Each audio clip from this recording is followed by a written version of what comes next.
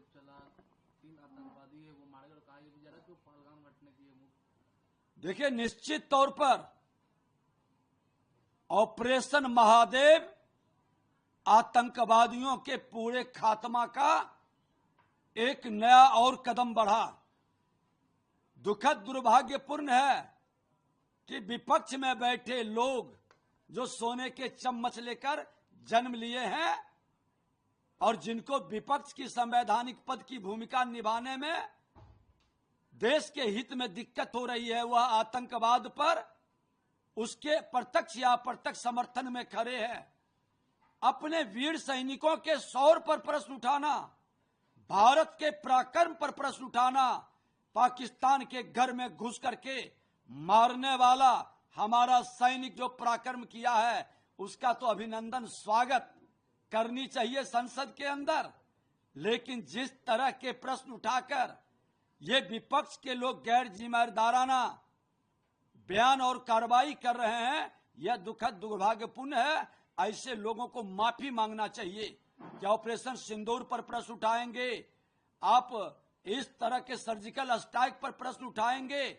धिक्कार है इसे मानसिकता के लोगों को। ये राष्ट्र के हित थे उसका सफाया कर दिया गया है। अच्छी बात है। ऑपरेशन सिंदूर के तहत जो पाकिस्तान में तो हमला हुआ ही था, पाकिस्तान प्रायोजित जहां से आतंकवाद हुआ था वहां हमला हुआ ही था, लेकिन उसके जो पहलगाम टेरर जिसके कारण हुआ था ऑपरेशन सिंदूर, उसके जो आतंकी थे उनका भी खात्मा करना बहुत जरूरी था। और ये सुखद रहा कि ऑपरेशन महादेव के तहत 3 मारे गए हैं और जो बाकी बचे हुए हैं उनको भी खोज करके उनका भी सफाया कर दिया जाएगा। और दूसरी तरफ SIR को लेकर सुप्रीम कोर्ट ने कहा है इस प्रकार से उन्होंने ऐतिहासिक, राजनीतिक और डिप्लोमेटिक स्ट्रैटेजिक चीजों को रखा सदन के सामने, सुरक्षा को लेकर, कश्मीर को लेकर, चीन को लेकर, तो ये बहुत बड़ा देश को उन्होंने सच्चाई से अवगत कराया। और कांग्रेस पार्टी का पूरा जो इतिहास रहा है चीन और पाकिस्तान के मामले में, कश्मीर के मामले में, देश को बताया और आतंकवाद की कितनी सख्त कार्रवाई हुई ये भी बताया है।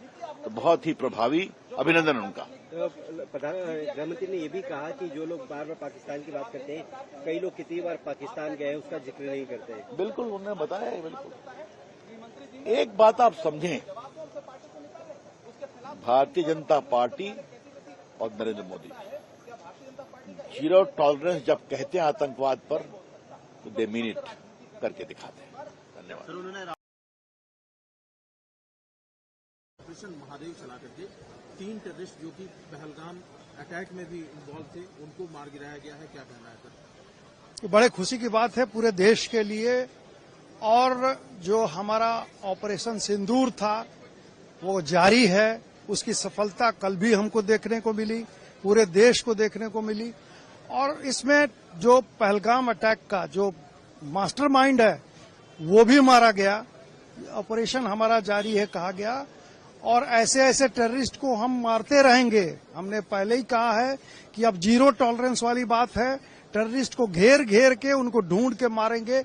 इसका सबूत कल मिला। हमारे माननीय अमित शाह जी ने जो भी कहा है वो सही कहा है आज लोकसभा में। आज उन्होंने कई ऐसी चीजें गिनवाई जो कि कांग्रेस के समय में हुई है। उन्होंने सिंधु जल समझौते का जिक्र किया कि किस तरह से जवाहरलाल नेहरू जी ने एक मिस्टेक किया था। उन्होंने 71 का जिक्र किया जब इंदिरा गांधी जी ने जीती हुई जमीन को वापस कर दिया था। ये तमाम चीजें उन्होंने कही है। इसके बारे में क्या कहना? नहीं, ये सही बात है। अगर कांग्रेस के रिजिम में हम इतने कॉम्प्रोमाइज नहीं किए होते तो आज ये हालत हमारी नहीं होती, ये पहलगाम अटैक नहीं होता, इस ढंग से मुंबई हमला ना हुआ होता। मुंबई हमला के बाद भी अगर इन लोगों ने कोई एक कड़ा एक्शन लिया होता पाकिस्तान के खिलाफ, टेररिज्म के खिलाफ, तो ऐसी घटनाएं हमारे साथ नहीं होती, हमको ये झेलना नहीं पड़ता। तो जो भी हमारे माननीय गृह मंत्री अमित शाह जी ने गिरवाया है, जो भी बातें वो सारी सही हैं। कांग्रेस के करतूतों की जो खामियाजा है वो हम झेल रहे हैं, हमारा देश झेल रहा है। लगातार कंप्रोमाइज करते रहे। पीओके हम ले सकते थे हम पाकिस्तान के टेररिटी में घुस गए थे और वहां पे उसके बाद कंप्रोमाइज किया, हमारे सैनिकों को नहीं छुड़ा सके और उनके 93,000 सैनिकों को छोड़ दिया। तो ये कंप्रोमाइज तो कांग्रेस करती रही है, इस देश के साथ अन्याय होता रहा है, लेकिन अब हम बर्दाश्त नहीं करेंगे, ये हमारी सरकार ने क्लियर मैसेज दे दिया।